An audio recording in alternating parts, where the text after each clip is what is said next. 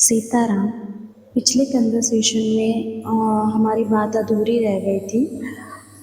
Actually मैं ये बताना चाहती थी कि जो मेरा ब्लॉग है, ट्रैवल ब्लॉग जो बनाती हूँ, वो बनाने के पीछे मेरा मोटिव क्या है।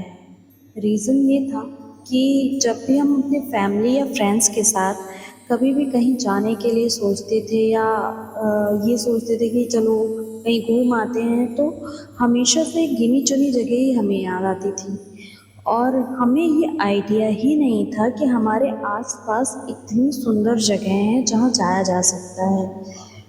और जब मैंने सर्च किया, जब मैं कुछ जगह थी जो बहुत ही सुंदर थी, हमने एक्सप्लोर भी किया, बट कुछ ऐसी जगह हैं जो अभी भी किसी के नॉलेज में नहीं है। मोस्टली वो ऐसे रूट में है, जैसे कह सकते हैं गांव वाली एरिया होती है, ऐसी जगहों पे ज़्यादा है। पर वो इतनी सुंदर है, इतनी सुंदर है कि वहाँ जाओ तो ऐसा लगता है कि हमें और कहीं जाने की ज़रूरत नहीं है। नेचर इतना सुंदर है कि हम सब कुछ भूल जाते हैं। पर दिक्कत ये है कि हमारे पास प्रॉपर गाइडेंस या प्रॉपर नॉलेज नहीं है कि हम उस जगह तक पहुंच पाएँ या हम उस जगह के बारे में जानें। सो दैट मैंने सोचा कि एक सर्च करके अच्छी जगह से पता करके उन जगहों के बारे में बताया जा सके जो हमारे आसपास हैं। हम जा सकते हैं, हम अच्छे से एक्सप्लोर कर सकते हैं, हम नेचर के साथ इन्वॉल्व हो सकते हैं। पर due to lack of knowledge या ये कह लो कि हमने कभी सर्च ही नहीं किया, या सर्च किया तो हमें सही जगह से मिला नहीं। कई चीज़ें ऐसी हैं जो गूगल में सर्च करने से नहीं मिलती हैं, जो कि हमारे आसपास के लोग अच्छी तरीके से बता पाते हैं कि ये मंदिर है, कि ये गुफाएं हैं, कि ये वाटरफॉल है। ये सब चीज़ें मैंने अलग अलग जगह से सर्च करी और जब मुझे पता चला तो मैंने उसके हिसाब से ब्लॉग बनाना स्टार्ट करा। कुछ जगह हैं, अभी एक दो जगह मैं भी नहीं गई हूँ, वहाँ मुझे भी जाना है।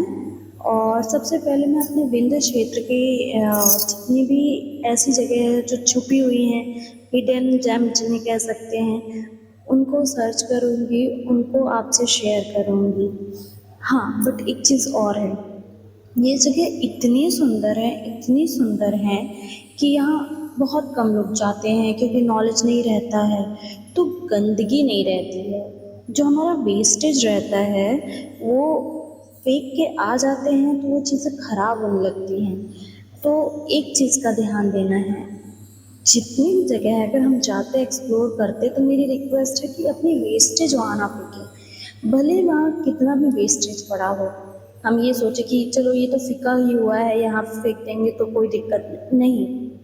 हम नहीं फेंकते हैं, कोई एक नहीं फेंकेंगे, दो नहीं फेंकेंगे, तीन नहीं फेंकेंगे, इस तरह करके वहाँ पे सफाई रहना चालू होगी। एटलीस्ट जितने लोग इस चीज़ को कंटिन्यू करते जाएंगे, अपनी ही जगह साफ रहेगी। और नेचर को गंदा करने से कुछ भी नहीं मिलने वाला है। इतनी सुंदर सुंदर जगहें हैं और मैं जब कभी जाती हूँ, कुछ कुछ ऐसी जगह हैं, हर जगह कुछ ना कुछ वेस्टेज पड़ा रहता है। किसी ने खाकर कुछ फेंक दिया, तो किसी ने अपना वेस्टेज फेंक दिया।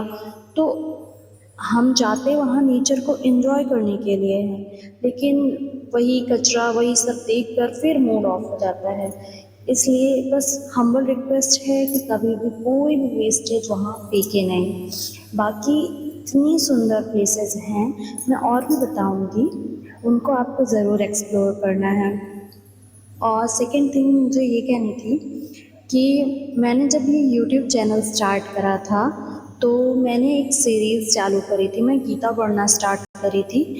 गीता में बेसिकली मैंने एक चीज़ ऑब्ज़र्व करी है कि जिसकी जैसे समझ होती है, हर गीता के श्लोक का उसी के हिसाब से अर्थ निकलता है।